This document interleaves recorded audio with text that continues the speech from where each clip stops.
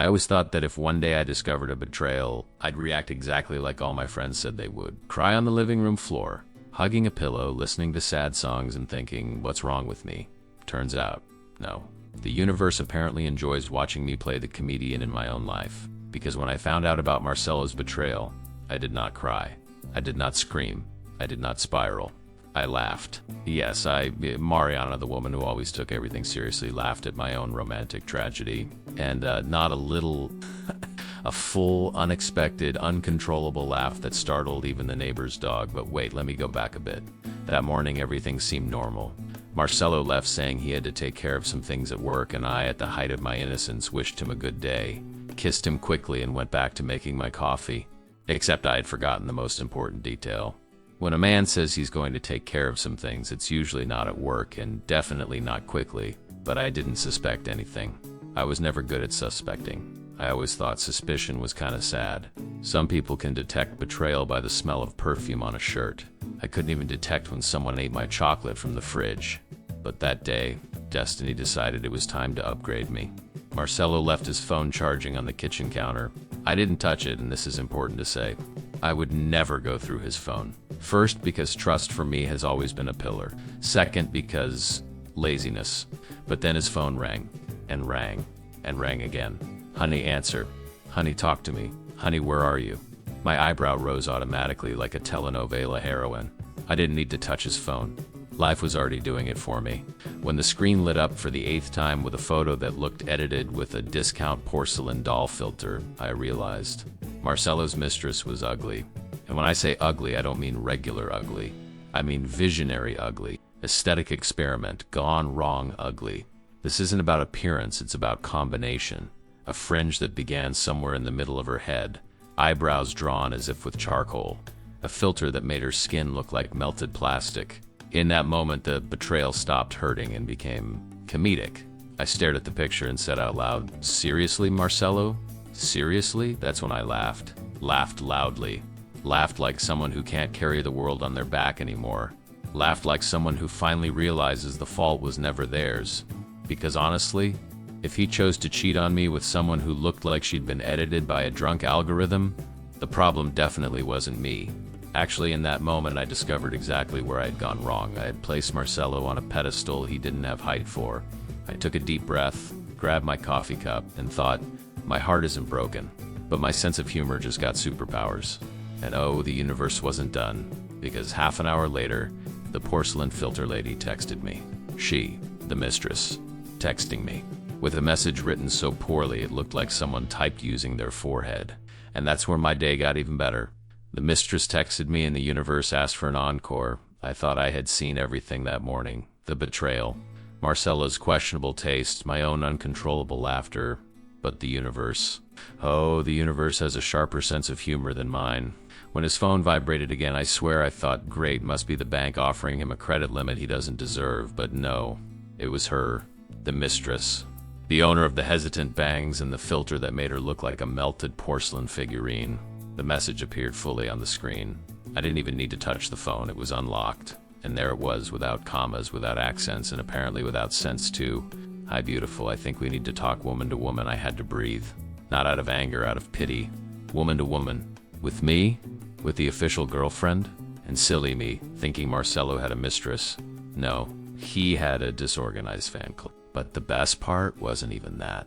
A second message came 5 seconds later as if she were typing in panic. Don't be mad at him, okay? He likes you. But I showed up at the wrong time, and sometimes life is like that. My eyebrow nearly left my face.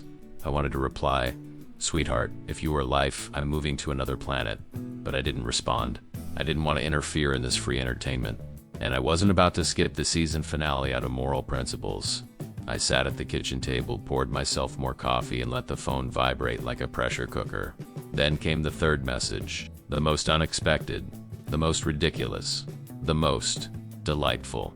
He said, you are kinda cold, that's why he came to me, but don't feel bad, I can help you improve in romance if you want. I froze. Parallyzed. She wanted to teach me to be romantic. Me, who spent 3 years treating Marcella like the last chocolate of the pack. Me, who wrote handwritten birthday cards. Me, who planned a surprise weekend trip he canceled to play soccer. Me cold? At this point, I realized it wasn't just Marcelo's taste that was questionable. His self-esteem was also undernourished, because to cheat with someone like that, you have to be emotionally starving. I started laughing again, but this time it was worse. I cried from laughing so hard. The neighbor's dog barked again. The building's doorman texted asking if everything was okay. Even the ceiling fan trembled.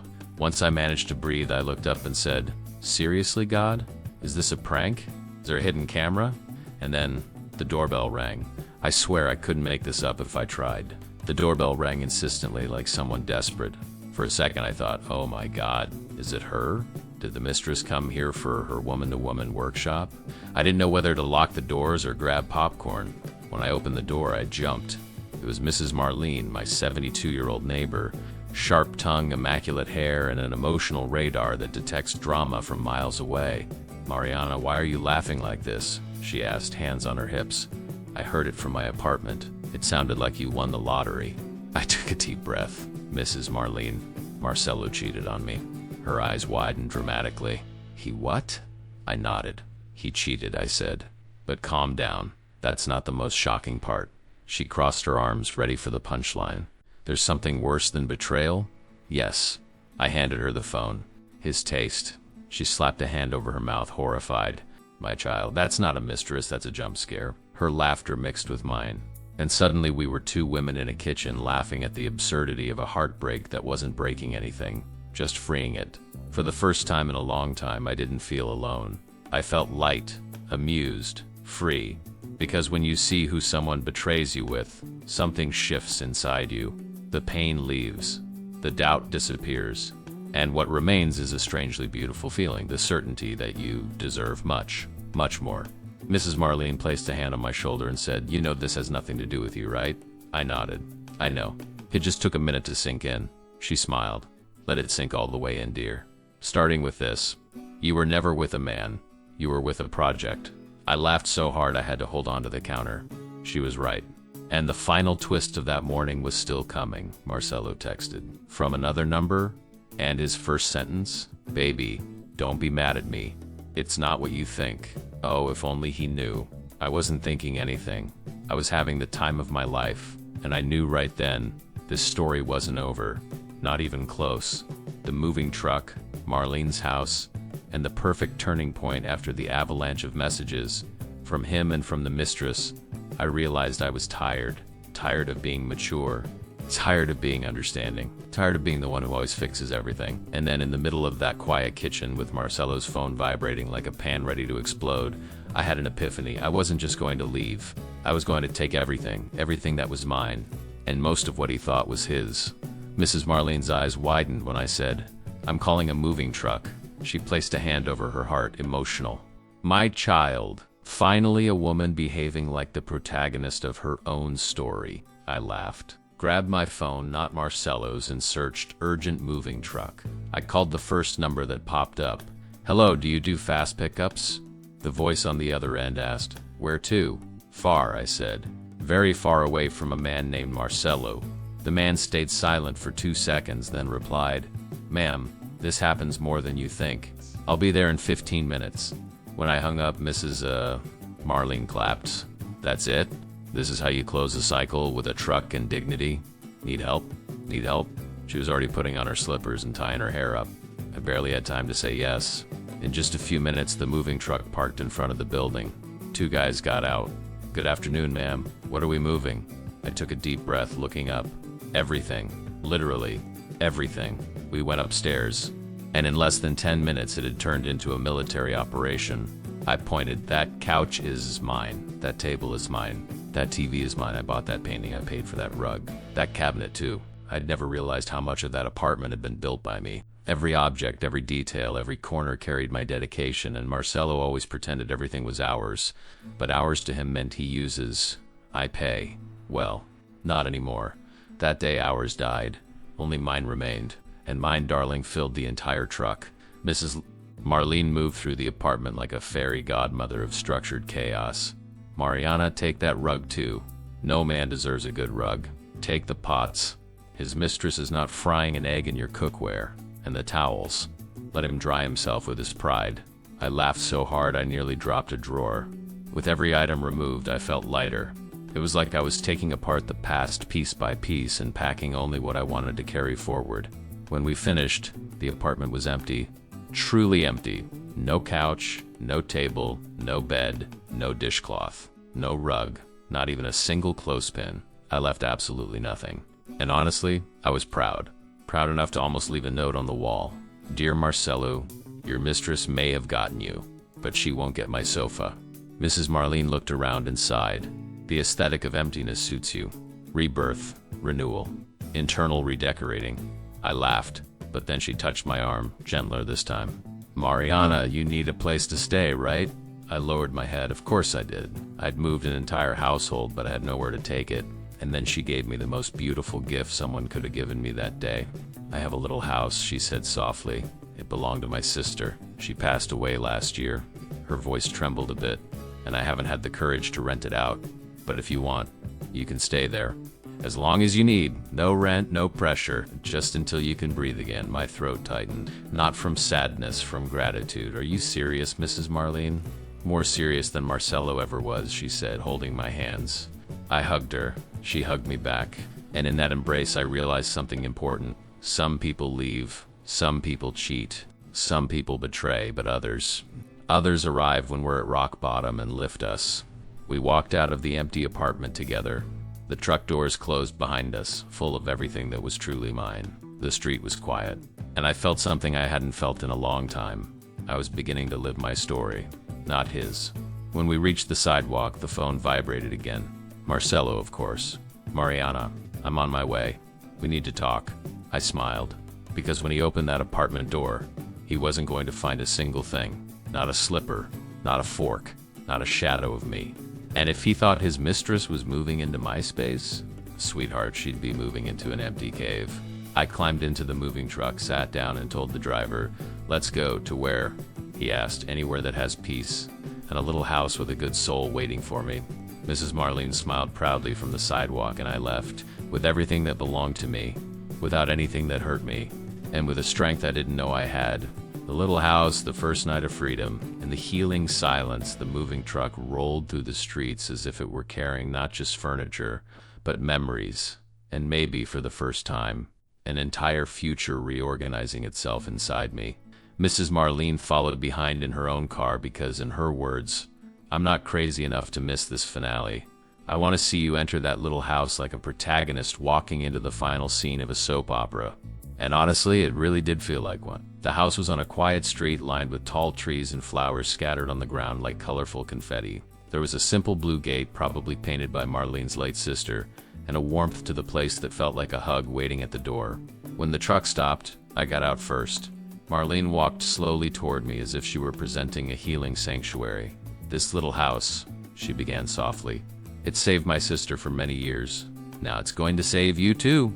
A lump formed in my throat, not sadness. Emotion, the kind that expands in your chest until it becomes a sigh. "Thank you," I whispered, because I didn't have any bigger words. She smiled and unlocked the gate with an old key that surely held stories of its own. "Come in," she said. "It's yours for now." We stepped inside. The house was empty, of course, but it was a good empty. Empty of emotional clutter. Empty of painful memories. Empty of someone shrinking my brightness. When I stepped into the living room, I felt something I hadn't felt in a long time. Peace. The truck driver asked, "Should we unload everything here?" Before I could respond, Marlene jumped in. "Not everything, only what's hers." Which, by the way, is practically everything, she added proudly.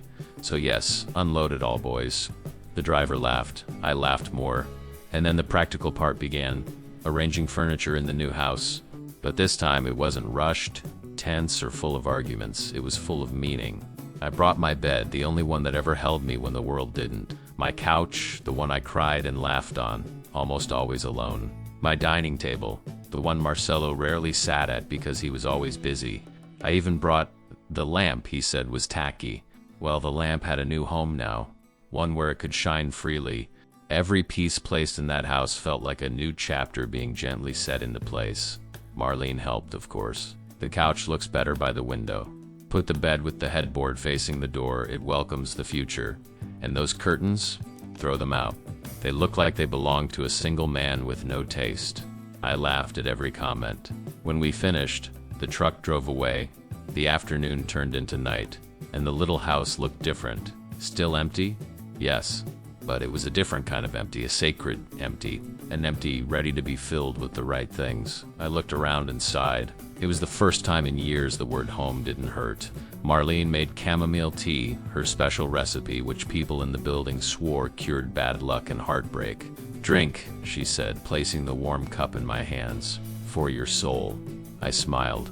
"Do you really believe tea can heal?" Her eyes widened dramatically. "Tea heals. Chocolate comforts. Men break things. I trust everything except men." I almost spit the tea out laughing. We sat on the couch together, a soft silence filling the space between us. Not an empty silence, but one that felt like a warm blanket. After a few minutes, she touched my arm. "Mariana, listen to me. I know you're laughing now. I know you're strong. But when the adrenaline fades, the truth settles, and the heart catches up. It might sting. If it does, it's okay. Every woman feels the ache when reality hits." I swallowed hard, because she was right, but she wasn't done. "And let me tell you something, some betrayals hurt, some humiliate, but some betrayals free you." My eyes watered, one single tear sliding down, not of pain, but release. She squeezed my hand gently. "You didn't lose anything, sweetheart. You got yourself back," and that right there shattered the last wall inside me. "You know what hurt the most?" I said quietly. She nodded for me to continue. "It wasn't the betrayal. It wasn't the lies. It wasn't Marcelo." I took a deep breath. "It was his taste." She leaned back and laughed so hard she nearly dropped the tea. "My child, nothing destroys a man faster than losing the woman and being criticized for his taste. Marcelo is going to need therapy, prayer, and maybe divine intervention to recover from this." I laughed with her, and in that laughter I understood. I was blooming. In the pain, there was humor. In the loss, there was rebirth. In the loneliness, there was finally me. When night fell, Marlene hugged me tight. "Call me if you need anything, and sleep in peace. You deserve it." I stayed in that little house that was now my haven, sat on my bed, and breathed in deeply. The silence wrapped around me. Not abandonment, not emptiness, just beginning. And when I finally lay down, I felt something I hadn't felt in years. I didn't owe anything to anyone, and no one owed anything to me. I was free. And the first night of freedom felt like sunrise on the inside. The meltdown, the empty apartment, and a new life taking shape. I woke up the next morning to the sound of birds, and something else I hadn't felt in a long time: tranquility. The little house had a peaceful silence, not the heavy silence that lived with Marcelo, full of unspoken things and emotional tension. Here it was a silence that breathed, a silence that welcomed, a silence that didn't expect anything from me. I got out of bed feeling lighter than I had in years, walked into the kitchen and made coffee. The smell filled the house like a warm blanket. I sat at the table, my table, and watched the morning light hit the blue gate outside. It was beautiful, soft, warm, alive, and for the first time I thought, maybe this is what breathing feels like. My phone vibrated. Of course. Him. "Mariana, where are you?" I almost spilled my coffee. How I missed ignoring men. More messages appeared in sequence. I got home and there was nothing. "Are you crazy?" "Yes," he misspelled crazy. "Fitting. You took even the towels. How could you do this to me? You destroyed everything we built together." At that one, I actually snorted. "Everything we built?" "Sir, I built that house." He only appeared for meals and naps. I didn't answer. Silence is a language too, and I was finally fluent. A few minutes later, knock, knock, knock on the door. I sighed. Of course, Donna Marlene, with her hair perfectly brushed and a Tupperware in her hand. "I brought corn cake for your emotional constitution," she announced, entering without waiting for permission. She placed the cake on the table, looked around the house, and sighed with pride. "This house with your things, my child, it feels like a woman finally came back home to herself." I sat down with her. Marcelo texted. "Surprising," she said sarcastic. "What did the masterpiece of masculinity say?" I handed her my phone. She read. Her eyebrows disappeared into her hairline. "You took everything, sweetheart?" He's shocked because he thought women only take their emotional baggage. "You took the furniture. This is revolutionary." I laughed so loudly the dog outside barked. She cut me a slice of cake and continued. "And what about the mistress? Any signs of life?" "Completely silent," I said. "She probably expected to move into a fully furnished apartment. Poor thing. She must have walked into that empty tomb and thought, where's the luxury I was promised?" Marlene slapped the table. "If she fainted, she'd hit her head on the floor." There's nothing left. We both nearly choked laughing. That afternoon, I started organizing my bedroom, folding my clothes. Felt strangely therapeutic. Like I wasn't just reorganizing drawers, I was reorganizing myself. Another notification. Not Marcelo, Laura, my best friend. Girl, you are a legend. Marcelo had a meltdown in the group chat. I smiled. A legend. I like that version of me. She sent a voice note. Amiga. He said he got home and thought the apartment had been robbed. And then he said you were irresponsible, that you needed therapy. I swear, I almost dropped my phone. Before I could respond, Marlene gave her verdict. Men like him think breaking your heart is normal, but moving out the furniture is violence. I pressed play on the rest of the audio, and the best part. Paulo told him, Marcelo, what are you crying for? She took what was hers. You're the one who kept the mistress. Now enjoy your empty apartment too, I clapped. Paulo, the only friend Marcelo had with a functioning brain cell. Laura texted again. Girl, your story went viral in our group. Half the girls said they want to hire you to move out their ex's house too. Marlene leaned in. Mariana, you should monetize this. Therapeutic furniture recovery. I laughed until my stomach hurt. Later that afternoon, I decided to walk around the neighborhood. The little house was near a beautiful park, flowers, dogs running, people chatting. I was breathing again, and that's when it happened. Hey, are you the new neighbor? A man approached gently, holding the leash of a huge dog that looked like a bear with manners. I'm Daniel, he said, and this is Thor. He thinks everyone in the world is his friend. Thor wagged his tail so hard he nearly lifted off the ground. I smiled. Hi, Thor. Hi, Daniel. Yes, I moved in yesterday. If you need anything at all, I'm right there on the corner. I make a decent brownie. I blinked. Brownie? Emotional desserts, he explained. Every neighborhood needs someone who bakes feelings into chocolate. I laughed softly. Brownies, emotional desserts, friendly eyes, zero pressure. Daniel wasn't flirting. He wasn't pushing anything. He wasn't making insinuations. He was just there, present, kind, and I felt something beautiful, a friendship forming, one that didn't want anything from me. I walked back home feeling light, protected, seen. When I closed the blue gate behind me, I thought, maybe the universe didn't just remove Marcelo.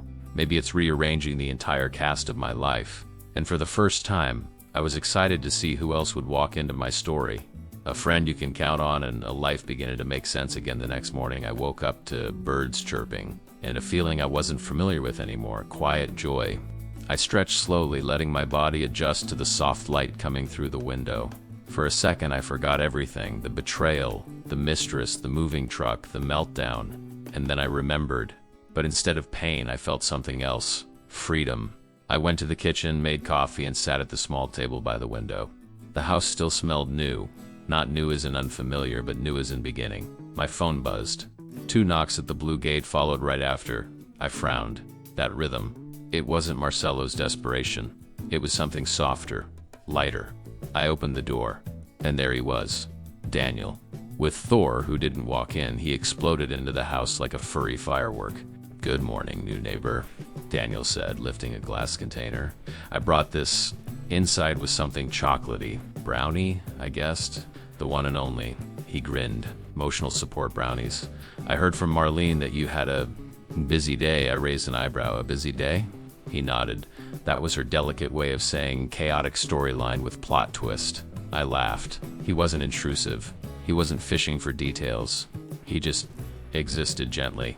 Want to come in? I asked. Thor didn't wait for permission. He lay on the rug like he had paid rent. Daniel followed, glancing around. Wow, your things really make this house look alive. Yeah, I said, a soft pride filling my chest. Turns out, most of the apartment was mine. He gave a slow nod. Good. Means you left him with exactly what he deserved. Nothing. I tried to hold back a laugh and failed miserably. We sat on the sofa. Thor placed his head on my foot, claiming me as part of his emotional circle. So, Daniel said, how are you? Really? I thought for a moment. I don't know. Some moments I feel powerful. Other moments I feel like I borrowed strength and the due date is coming. He smiled softly. That's normal. When I went through my breakup, it also came in waves. Strength, then doubt, then relief, then chaos, then peace. I looked at him. You had a breakup too? He nodded. Long story. But trust me, when you're rebuilding your life, you need 2 things, time and people who don't demand anything from you. I exhaled, because that was exactly what I needed. And he wasn't done. Also, friends who know how to assemble furniture. I'm not perfect with a drill, but I promise I'll try not to destroy a wall. I raised an eyebrow. Try? Well, he laughed. Last time I tried installing a shelf, I created, let's say, ventilation, but I learned from it. I burst out laughing. It's okay, this house doesn't need perfection, just good stories. We spent the next hour unpacking boxes. Daniel helped me assemble a shelf with minimal casualties. We joked, we talked, we breathed, and there was no pressure, no flirting, no awkward energy, just connection, the kind that feels like a soft landing after a storm. At one point he stopped, looked at me seriously and said, "You know, you're stronger than you think." I blinked. Me? Yes. Not everyone goes through betrayal and reacts by moving out a whole apartment. That wasn't just courage. That was reclaiming your life. Nobody had ever said something like that to me. It didn't make me cry, but it did make something inside me settle into place. Eventually he stood up, brushed his hands off, and smiled. "Okay, I'll go before Marlene accuses me of monopolizing the new tenant. If you need anything, I'm right around the corner." And Thor, well, he's already adopted you, Thor barked, confirming. When they left, I felt something warm. I wasn't alone. Not anymore. But the universe never misses a chance to remind us of unfinished plot lines. My phone buzzed again. Marcelo. Now his tone was accusatory. "You ruined everything. You're heartless. You humiliated me. You took my things." I placed the phone face down, because the truth was simple. Nothing of mine was his, and nothing of his was mine anymore. I returned to unpacking, feeling lighter, freer, and strangely hopeful, because that day, I realized something beautiful. Daniel wasn't a new love. He wasn't a rebound. He wasn't a plot twist romance. He was something much more rare. A friend who shows up exactly when your life collapses, not to rescue you, but to stand beside you while you rebuild. And that, more than anything, made me feel safe, like maybe, just maybe, the universe wasn't taking things from me. It was rearranging the pieces, placing better ones where broken ones used to be. That night, as I folded the last blanket and placed it on the shelf, I smiled to myself. I wasn't rebuilding a house, I was rebuilding me. And for the first time, it felt like I was doing it right. The inevitable encounter and the woman he didn't recognize the days after Marcelo's meltdown in the empty apartment were quiet. Not the suffocating silence I had lived with for years, but a light one. A silence that didn't demand explanations, excuses, or apologies. A silence that allowed me to exist. As I settled into the little house, something beautiful began to happen. I started to return to myself. I slept better. I breathed better. I moved slower. I laughed at random things. And for the first time in a long time, I wasn't checking my phone. I wasn't waiting for messages. I wasn't missing anyone. I was simply living. Daniel showed up every now and then, always with some excuse. "Thor missed you. I made too much soup. I have leftover screws from a shelf I destroyed. Do you need help moving that, or moral support?" I provide both, and each visit was gentle. No romantic undertones, no tension, just genuine, meaningful friendship, the kind that arrives when your heart is tired and your soul is rebuilding itself. But peace doesn't always prevent destiny from knocking, and destiny knocked loudly. Actually, destiny arrived in the form of Donna Marlene, breathless, hair perfect, expression dramatic. She burst through my door. "Mariana, you won't believe what I'm about to say." I turned off the sink. "What happened?" She took a deep breath. "Marcelo knows where you are." My stomach didn't drop. My hands didn't shake. I simply waited. "How did he find out?" I asked. "The idiot went to the building yesterday, found out you had taken everything. And this morning he ran into the moving truck driver at the market." I blinked. Of course. Only Marcelo could discover a secret through sheer chaos. "And he's coming here?" I asked calmly. "He is." She crossed her arms. With that hurt puppy face I'm allergic to, I inhaled deeply. "Okay, I think it's time." Marlene's eyes sparkled with pride. "That's my girl. Let's wait for him like two queens in their castle." We stood outside on the small porch of the little house. Just me and Marlene, my accidental emotional bodyguard. And then his car appeared. He parked crookedly, jumped out as if the street were on fire, and stormed toward the blue gate. He opened it without knocking. "Of course." "Mariana," he said, breath shaking. "We need to talk." I didn't answer. He continued, desperate. "I went to the apartment. Everything is gone. Gone. You took everything, even my clothespins."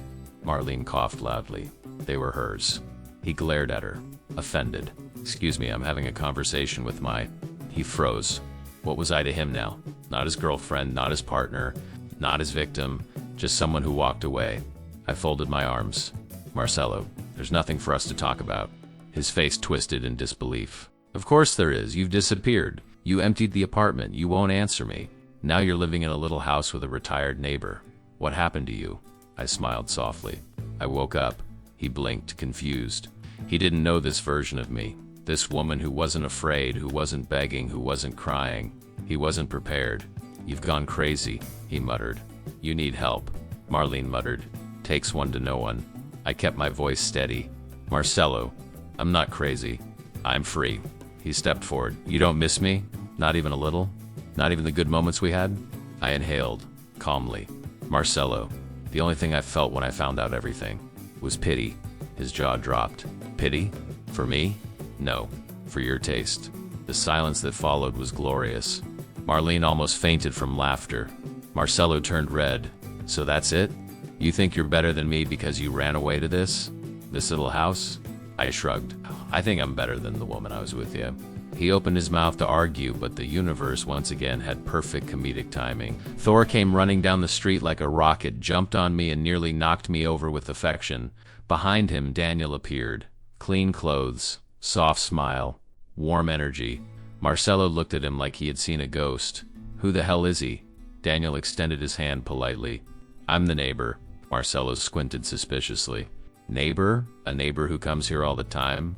Daniel didn't flinch. "A neighbor who has time and respect." Marlene clapped her hands once. "Bravo! Someone finally said it." Marcelo was losing his mind. "So that's what this is? You left me for some random guy with a dog?" I shook my head. "No, Marcelo. I left you for myself." He looked around the porch. At me. At the house. At the gate. And suddenly his expression changed. He realized something he hadn't understood until that moment. There was nothing left of him in my life. Not a chair. Not a cup. Not a piece of me. He had lost. Completely. Irreversibly. Without another word, he turned around and walked away. The blue gate closed behind him with a soft click. The sound of a story ending. Daniel looked at me gently. "You okay?" I felt the deepest exhale leave my body. Better than ever. Marlene wiped a tear. "My child. I'm so proud." I could explode. And in that moment I knew the hardest part was over, and the best part was just beginning. Laughing at what once hurt, the days after Marcelo's dramatic exit through the blue gate were peaceful. Not the fragile peace that can crack at any moment, but a warm, steady one. A peace that comes from knowing the storm has passed and that you survived it. I got back into a routine. Work, organizing the house, taking walks, breathing. And something beautiful began to bloom inside me. My life wasn't revolving around what Marcelo did anymore. It was revolving around what I was doing for myself. Little by little, the house stopped feeling borrowed and started feeling like mine. I replaced the curtains, bought a rug Marcelo would have hated, placed a plant on the window, hung up things that reflected me, only me. And one morning, as I wiped the counter, it hit me. This piece had nothing to do with him leaving. It had everything to do with me coming back to myself. Later, Donna Marlene arrived with a bag of fruit and, of course, news. "My child, you won't believe today's episode." I laughed. "Spill it." She sat with dramatic flair. "The mistress dumped Marcelo." I froze, then burst out laughing. "What? Dumped him?" She nodded proudly.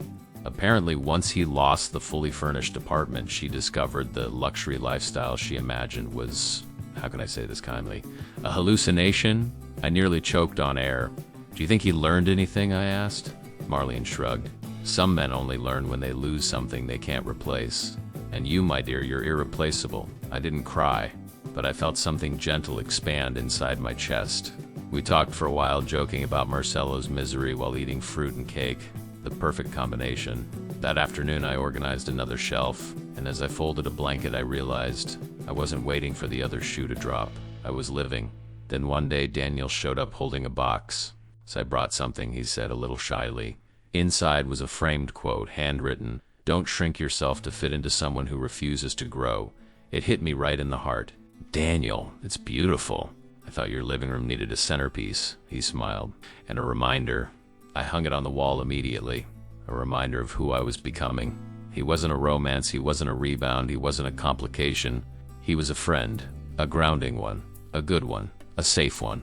And somehow that was even better. Weeks passed. My life settled into a new shape. Not the old one, the one built on eggshells and expectations, but a version made only of things I chose: my house, my rhythm, my peace, my laughter, my people. One afternoon, I sat in front of the blue gate with a notebook on my lap. I wrote something I needed to tell myself. One day I thought the end of my relationship was the end of my story, but it was only the end of a bad chapter. I wasn't hurt by the betrayal. I was hurt by his taste, because I realized I had spent so long trying to be big enough for someone so small inside. Today, I don't see myself as a victim. I see myself as someone who refused to shrink.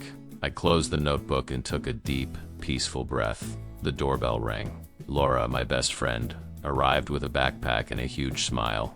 "I came to spend the weekend," she said. "I want to see this famous healing house everyone keeps talking about." I laughed. "Come in. This house always has room for one more woman rebuilding her life." As we made coffee and the warm smell filled the kitchen, I had a realization. Life wasn't asking me to be perfect. It was asking me not to abandon myself again. And for the first time in years, I wasn't abandoning anything. I was choosing peace, choosing friendship, choosing myself. And in the end, the greatest revenge wasn't taking all the furniture. It wasn't leaving Marcelo with an empty apartment. It wasn't even watching his meltdown or hearing about the mistress leaving him too. The greatest revenge was much quieter. I walked away without losing my ability to laugh, to love myself, and to start over. Because the truth was simple. I wasn't hurt by the betrayal. I was hurt by his taste. And now I knew exactly who I was, and who I would never shrink for again. If this story touched your heart, please subscribe to Stories We Tell, leave a like, and share it with someone who needs to hear it. Your support helps us keep creating stories about love, forgiveness, and second chances, because stories that touch the heart deserve to be told and remembered. Thank you for being here.